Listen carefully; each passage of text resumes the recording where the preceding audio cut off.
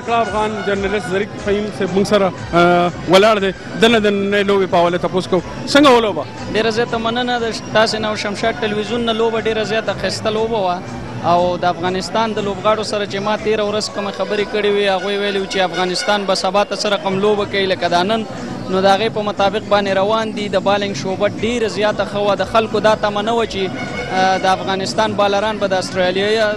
د تیزو توپ وهونکو په وړاندې باندې دغه شانتې توپ اچونه وکړي ما دپاره ډېره جالبه دا وه چې د استرالیایي خبریالانو سره زما کومې مرکې چې وشوې هغوی ډېر امپریس شوي وو ډېر زیات تاثیر لاندې راغلي وو چې یاره موږ د خپل ټیم سره ډېر پاتې شوي وو او د افغانستان نه زموږ دومره توقع نه وه چې د افغانستان کرکټ هغه لوبغاړي چې دي هغه به وکولی شي چې زموږ بالران دومره زر زر سوخ کړي او په دې پرې نه دي چې په 500 اورونو کې دوی د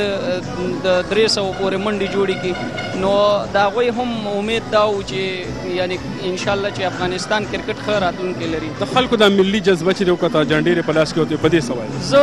سره د دې چې زه ډېر زیات احساساتي شوی وم کله چې ما له عامو خلکو سره خبرې کولې دلته چې ګراونډ ته راغلي وو د هغوی سره مې خبرې کولې او زه په دې